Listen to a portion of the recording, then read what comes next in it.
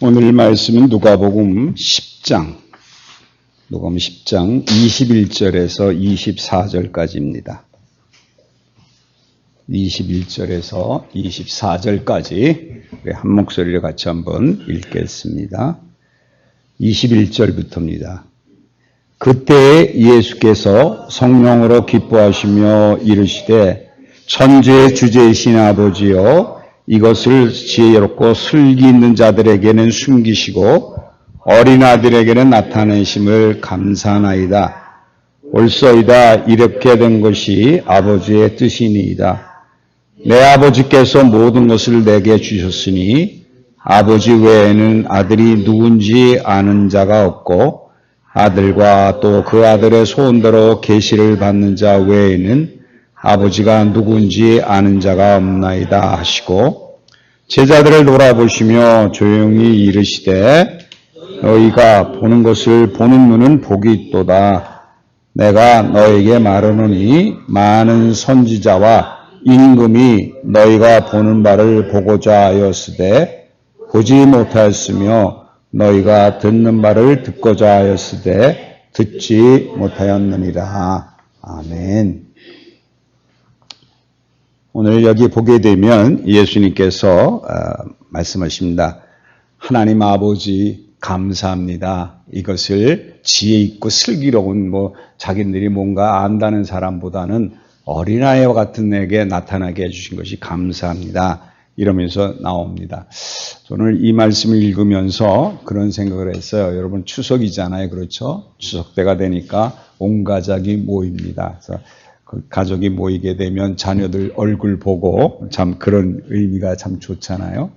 그러니까 우리가 부모 자식 간에 얼마나 이제 자기 자식을 잘 가르치려는 그 욕심이 참 많잖아요. 또 자식들도 마찬가지로 부모님을 잘 모시려고 하는 마음들이 다 가지고 있고 또 어떻게 하든지 부모님과 함께 하기를 원하는데 사실은 세상의 부모들이 다 자녀들을 잘 기르는 것은 아닌 것 같아요. 오늘 이제 본문에 게 되면 예수님께서 하나님 아버지 하면서 어린 아이들에게라는 말은 다시 말하면 예수를 믿고 따르는 모든 자들을 하나님의 자녀로 보신 의미가 된다고 볼 수 있습니다. 여러분은 다 누구의 자녀예요? 하나님의 자녀시죠. 하나님의 아들이시기도 하고요. 그래서 우리 가운데 마음이 내가 하나님이 아버지라는 고백을 하게 되면 하나님께서는 어떻게 되느냐? 우리를 예수 그리스도를 통해서 오늘 본문에 있는 것처럼 아버지의 뜻을 다 나타내시고 우리 눈을 뜨게 하셔서 보지 못한 것을 보게 하시는 그런 축복이 있다는 거죠. 그러니까 예수 믿는 게 얼마나 우리에게는 축복인지 모릅니다. 근데 세상의 부모들은 여러분 제가 어저께 잠깐 뭘 하나 보는 가운데 그런 걸 봤어요. 중국 얘기예요. 중국 얘기인데 중국의 쓰레기 더미에 어떤 여자애가 하나 누워 있는데 그냥 거의 이 뼈에 가죽을 붙여놓은 것 정도로 막 이렇게 말라 있고 막 구부려 있고 이렇더라고요. 막 어지럽고 이렇게 돼 있는데 얼굴을 보니까 굉장히 애기 같아요. 애기 같은데 그 여자가 24살짜리 여자였어요. 24살짜리 여자였는데 18살에 부모가 그 여자애를 지하실에 가둬가지고 먹을 것도 제대로 주지 않고 그래가지고 몸무게가 24kg밖에 안 나간대요. 그러니까 6년 동안 거기 갇혀 있었어요. 18살에 갇혀서 24살에 그 동네 사람들이 거기서 어떤 여자의 울음소리가 나니까 이상하다 그래가지고 찾아가 보니까 그것을 발견한 거예요. 그래서 그 부모한테 갔더니 부모들이 그러니까 그 사진을 그냥 SNS에 올리니까 많은 사람들이 보고 몰려와서 그 여자를 구해야 된다라고 해서 다 몰려왔는데 부모들은 이건 가정 문제다. 네가 손대지 마라. 너희들이 왜 난리냐. 내가 얘를 잘 가르치기 위해서 이런 것을 준 건데 왜 그러냐. 막 막았어요. 근데 경찰들도 왔는데요. 경찰들도 왔는데 왔다 그냥 갔대요. 왜냐? 이건 가정 문제니까. 그런데 이게 이제 사회 SNS에 올리니까 이슈가 돼서 결국 구해냈는데 왜 그 여자가 거기에 갇혔느냐? 그러니까 이 아이를 처음에 그 딸을 낳아가지고 기르면서 그 딸이 너무 귀하고 이쁘니까 너무 좋아가지고 아주 공주 대접을 해서 잘 길렀답니다. 근데 18살 됐을 때 남자친구가 생겼다는 거예요. 그러니까 부모가 이게 뭐냐? 너 아직 나이가 어린데 벌써 남자친구를 만들어? 너 안 되겠다. 끊어라. 그런데도 이 여자애는 그걸 끊지 않으니까 결국 훈육한답시고 그 아이를 18살 때 말 안 된다고 지하실에다가 감금시킨 거예요. 말 안 듣는다. 그런데 그 여자애가 거기 갇혔어도 계속 안 만나겠다는 얘기를 안 하니까 계속 놔둔 게 6년 동안 놔둔 거예요. 여러분 이게 중국에만 있는 얘기 아니죠. 네. 미국에는요 4살짜리가 위스키를 얼마나 먹었는지 그 혈중 농도가 뭐 0.3이면 그 만취로 보는데 0.8이 나왔다 그럽니다. 그래서 애가 뭐 위독하고 뭐 죽었다는 얘기도 있는데요. 근데 왜 그러는 거 하니? 할머니가, 그러니까 외할머니예요. 외할머니가 자기가 먹던 위스키를, 한 병 있는 위스키를 이 손녀딸이 먹었다고 추궁한다고, 너 이거 먹었지? 그러니까 뭐 4살짜리가 뭘 압니까? 뭐 얘기하니까 그게 벌 준다고 나머지 반 병을 다 먹여버렸대요. 세상의 부모는 이렇습니다. 여러분, 중국계 미국인 어떤 그 추라는 박사가 2011년에 논문을 하나 썼습니다. 중국계예요. 중국계, 특별히 또 이 베트남계, 또 우리나라도 포함되는 것 같습니다. 거기서 무슨 단어를 썼는가 하니 타이거맘이라는 단어를 썼어요. 책을 썼는데 타이거맘이라는 맘이 있는데 이 엄마는 아까 얘기했듯이 훈육한답시고 공부하라고 꼭 우리나라 그런 거 있죠. 뭐 애들 그 학원에 보내고 뭐 이렇게 할 그런 게 아주 아이들을 위협해가지고 그냥 엄마가 몰아넣는 거예요. 그러니까 가정 교육열이 굉장히 센 거죠, 엄마가. 그래서 애를 꼼짝 못하게 만들고 이런 엄마를 뭐라 그러냐? 타이거맘이라 그런대요. 조련을 하는 거죠, 애를. 근데 특별히 중국계가 그게 좀 심하다 그럽니다. 그뿐만 아니라 베트남도 그렇고요. 우리나라는 뭐 요즘 뭐 애들을 몰아치는 게 너무 많죠. 근데 부모 마음은 사실 좋죠. 그 아이가 올바른 길로 가기 위해서 또 그 아이가 좀 더 나은 삶을 살게 하기 위해서 그렇게 훈육하는 거죠. 우리들이 자식들한테 하는 얘기가 있죠. 너 잘 되라고 하는 거지 내가 편하려고 하는, 우리는 그런 마음 가지고 하는데 그게 타이거 마음이라는 거예요. 그러니까 오죽하면 감옥에다가 지하실에다가 4년 동안 6년 동안 가두어 놓을까요? 부모가 아직 나이가 어리다. 너 공부도 더 해야 되고 앞길 다 알고 내가 그거 다 해줄 텐데 이런 식으로 몰고 가다 보니까 자기네들은 훈육한다고 생각했는데 그게 뭐가 돼버렸어요? 징계가 돼버린 거예요. 여러분 세상의 부모는 그렇습니다. 혹시 여러분 하나님이 여러분에게 맡겨준 자녀인데 하나님의 뜻에 맞게 기르시는지 아니면 내가 타이거맘의 마음을 가지고 가르치는지 여러분 한번 생각해 보셔야 될 문제예요. 오늘 특별히 추석 때 온 가족이 모여서 이렇게 얘기 주고받게 보게 되면 여러분 자녀들 다 장성한 자녀 보면 참 이쁘게 컸어요. 그렇죠? 나는 그렇게 안 했는데도 참 훌륭하게 다 됐잖아요. 나는 그래도 막 그 아이를 잘 되려고 뭐 훈계도 하고 뭐 매도 되고 그러고 뭐 속도 썩었는데 어느 날 보니까 큰 장성한 아들 보면 잘 컸어요. 왜요? 여러분의 기도 덕분인 거예요. 하나님이 길러주신 거기 때문에. 하나님이 나에게 맡기시면 하나님의 뜻대로 우리가 그걸 길러야 되는데, 그럼 하나님의 뜻을 어떻게 하느냐? 오늘 본문에 보니까 뭐라 그랬어요? 어린아이와 같은 자들에게는 숨기지 않으시고 우리에게 보여주신다는 거예요. 하나님의 뜻을 알려주신다는 거예요. 어린아이 같다는 건 뭡니까? 순전히 하나님 말씀이면 거기에 온전히 순종하는 자들. 여러분, 어린아이가 같으니까 그런 마음을 가져야 된다는 생각을 하는데, 그게 아니라 정말 우리가 하나님 앞에 어린아이가 되어서 부모가 뭐라고 하면 그대로 따를 수 있는 그런 심정을 가진 마음이 있는 자들이 어린아이라는 겁니다. 지식이 있고, 여기 그랬어요.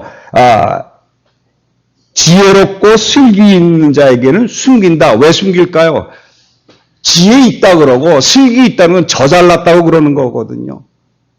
여러분이 왜 자녀를 그렇게 기릅니까? 자기가 뭔가 아는 것 같거든요. 여러분 다 그렇잖아요. 서울대 가야 성공하는 거야. 근데 서울대 가서 성공한다고 누가 그랬나요? 하나님이 그런 얘기 하셨어요? 그리고 여러분 가만 생각해 보세요. 과연 여러분의 자녀 가운데, 여러분이 듣는 가운데 서울대 나왔다고 다 훌륭한 사람 됩니까? 그렇지 않아요.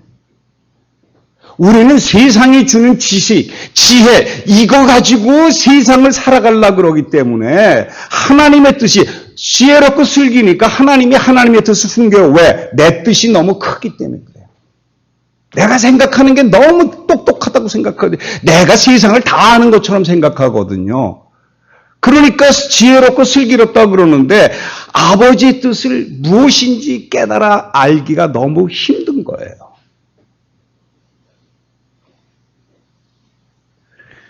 근데 어쩔 수 없잖아요. 사람이 살면 나도 모르게 내 지혜를 보려고 그러고 내 지식을 보려고 얼마나 우리가 애씁니까? 여러분, 어린아이와 같은 심정으로 믿음을 소유하시기 바랍니다. 오늘 우리 전도사님께서 아침 아이들에게 설명을 하실 때 어떻게 모든 사람들이 하나님의 뜻대로 살 수 있느냐, 내가 그것을 달려갈 수 있는 연료가 있는데, 비행기 같이 타고 가는데 연료가 필요한데 비행기에 연료가 없으면 날아가지 못하는데 그 연료가 뭐냐? 믿음이라고 얘기하셨어요. 여러분, 믿음이 필요한 거예요. 왜? 여러분 지혜롭고 슬기로우면 하나님 안 믿어요. 내 방법대로 하려고 그러지요. 내 뜻대로 하려고 그러죠. 저도 참 아는 게 많아가지고요. 어떨 때 힘들 때가 너무 많더라고요. 그래서 저는 정치에 대해서 모르기로 했습니다. 알면 알수록 그냥 골머리 아파요. 그리고 내가 막 판단해요. 어떤 놈이 좋은 놈이고 어떤 놈은 나쁜 놈이고, 모르겠어요. 그냥 거기에 대해서는 백지가 되는 게 낫겠다 생각해서 요새는 뉴스도 잘 안 봅니다. 여러분, 우리가 어린아이 같이 하나님이 말씀하신 그대로 우리가 삶을 살면 우리의 눈을 뜨게 하시고 우리 귀를 듣게 하셔서, 오늘 마지막에 있는 게 지금 뭐라 그랬어요? 24절에 보면 내가 너에게 말하노니 많은 선지자와 임금이 너희가 보는 바를 보고자 하였을 때 보지 못하였으며 너희가 듣는 바를 듣고자 했을 때 듣지 못하였노라 그랬어요. 그런데 23절엔 제자들에게 돌아보시며 조용히 이르시되 너희가 보는 것을 보는 눈이 복이 있도다 그랬어요. 왜 보는 것을 볼 수 있어요? 하나님이 보여준 걸 볼 수 있어요? 여러분, 복이 있다 그러는데 복은 누구라고 얘기했습니까? 제가 항상 말씀드린 것, 예수 그리스도가 복입니다. 여러분 마음속에 예수 그리스도를 소유하시게 되면 보는 눈을 볼 수 있게 띄게 하신다는 거예요. 이거 잘 기억하셔야 돼요. 세상은요, 암만 나가 지혜롭게 한다고 할지라도 내가 헤쳐나갈 수 있는 길이 없습니다. 여러분 계획한 대로 되신 게 하나라도 있으십니까? 거의 없어요. 처음엔 되는 것 같은데요. 어느 세월 지나가면 엉뚱한 곳에 가 있는 것을 우리가 발견하게 된다는 거예요. 사람이 병이 걸리고 싶어서 걸리나요? 어느 순간에 나도 모르게 그 길로 가게 돼요. 근데 그거 가면 뭐예요? 여러분 그때 곧잘 기억해야 될 것이 이것이 세상의 지식이나 세상의 지혜나 어떤 것들을 의지할 것이 아니라 하나님을 의지하시게 되면 어린아이 같이 그 심정으로 아버지를 붙들게 되면 아버지가 보는 눈을 보게 하셔서 그 병을 통해서 하나님을 더 바라보게 하시고 하나님이 나와 함께 하심을 알기 때문에 하늘의 소망을 두고 살 수 있는 믿음으로 바뀐다는 거예요. 중요한 거는요, 여러분의 영혼의 구원입니다. 이 세상 어차피 한 번 오면 가는 거 이 세상 아닙니까? 저도 자꾸 그냥 이 옆에서 가시는 분들이 자꾸 생기니까 이제 저도 이제 갈 때가 됐구나 하는 그런 기대감이 있어요. 그래서 저도 이제 곧 나도 가겠다 이 생각이 참 와서 오늘 아침에 좀 마음 그러면서도 한편으로는 그래 이제 날도 갈 날이 얼마 남았지 않지. 이걸 깨닫게 되니까 하나님의 부르심이 있어서 나에게 끝이 있다는 것을 보게 하시니까 그때 비로소 뭘 더 붙잡게 되느냐? 하나님을 더 붙잡게 되는 역사가 일어나는 거예요. 오늘 여러분 이 자리에 앉은 여러분 여러 가지 힘들고 어려움이 있을 수 있습니다. 세상은 우리에게 그런 어려움을 주게 돼 있어요. 그게 당연한 거예요. 그런데 여러분 더 기억해야 될 것은 그것을 바라보고 내 지혜로 내 무엇으로 그것을 해결하려고 그러지 마세요. 세상이 주는 지식, 세상이 주는 건 아무것도 아니에요. 어디에 여러분 귀를 기울이시면 돼요? 하나님께 엎드리시면 어린아이 같은 심정으로 하나님의 뜻이 무엇인지 간구하시면 하나님은 여러분에게 그 뜻을 보여주시고 들려주시고 깨닫게 해주시는 게 하나님이십니다. 저는 이 추석을 맞이해서 자녀들을 맞이하고 여러 가지 기쁨이 있을 수 있습니다만은 정말 그 모인 자리에서 우리가 어린아이 같은 심정으로 아버지 앞에 나와서 하나님의 뜻이 무엇인지 알게 되는 그 지혜를 얻고 하나님이 주신 말씀을 들을 수 있는 귀가 열리고 하나님을 볼 수 있는 눈이 열리는 그런 축복된 모임이 됐으면 좋겠어요. 여러분 모여서 예배 이렇게 드리잖아요. 제가 예배 드리면서 항상 마음속엔 그거 있습니다. 하나님, 저들에게 귀를 열어주시고 저들의 눈을 열어주셔서 하늘의 말씀을 듣고 하늘을 볼 수 있는 눈을 허락해 주셔서 저는 그 마음으로 나와서 설교합니다. 세상은요, 볼 거 아무것도 없어요. 오늘 특별히 보세요. 22절에 이런 말이 있어요. 내 아버지께서 모든 것을 내게 주셨으니 아버지 외에는 아들이 누군지 아는 자가 없고 아들과 또 아들의 소원대로 계시를 받은 자 외에는 아버지가 누군지 아는 자가 없느니라 그랬습니다. 여기 지금 누구의 소원대로? 예수 그리스도의 소원대로. 소원이란 말은 여러분 잘 아시는 말이지만 소원이란 말의 뜻은 간절히 하나님에게 간구하신 거예요. 그러니까 여러분 예수님이 지금도 여러분을 위해서 간구하고 계세요. 어떤 것을 간구하세요? 계시. 여러분 계시하니까 어떤 생각을 하십니까? 예언하고 앞길을 보는 계시를 얘기하는데 여기서 얘기하는 계시는 그게 아니라 하나님께서 우리에게 나타나셔서 눈과 귀가 열리게 해주시는 것, 그게 계시입니다. 그러면 눈과 귀가 열리게 되면 비로소 우리가 무엇을 알게 돼요? 하나님의 말씀을 받아들일 수 있고요. 하나님이 말씀하시는 것이 이루어지는 것을 보게 되는 역사가 일어납니다. 그러니까 계시를 그들에게 주소서 하는 얘기는 뭐예요? 하나님이 그들의 귀를 열어주시고 그들의 눈을 열어주소서. 그래서 보게 해주소서. 이게 예수님이 바라는 소원입니다. 오늘 이 자리에 앉은 여러분, 예수님이 지금 소원하고 있어요. 여러분의 계시의 눈을 주셔서 하나님이 눈을 뜨게 하시고 귀를 열어주심으로 말미암아 하나님이 어떤 것을 얘기할 수 있게 만들어요? 예수 그리스도가 말씀으로 육신이 되어서 그 말씀으로 우리가 영생의 말씀을 가지고 산다는 것. 그리스도가 우리를 위해서 죽으셨고 그 죽음이 나의 죽음이 돼서 그리스도와 연합하기만 하면 우리를 부활시켜서 우리 가운데 영생을 주시는데 성령을 주셨기 때문에 이제는 그 성령이 우리 가운데 역사하는 말씀을 가지고 살 수 있는 믿음을 우리에게 허락해 주신다는 거예요. 그게 계시예요. 근데 여러분이 예수 그리스도를 주로 고백하시고 그리스도로 사는 순간 예수님이 여러분 속에서 소원하고 계세요. 계시의 눈이 뜨게 해달라고, 듣게 해달라고. 왜 여러분이 지금 못 듣고 왜 그것을 보지 못한다고요? 앞에서도 얘기했지만 여러분이 가지고 있는 지혜, 여러분이 가지고 있는 경험, 여러분이 가지고 있는 지식이, 슬기로움이 가리고 있어요. 말씀을 못 보는 거예요. 보게 못하니까.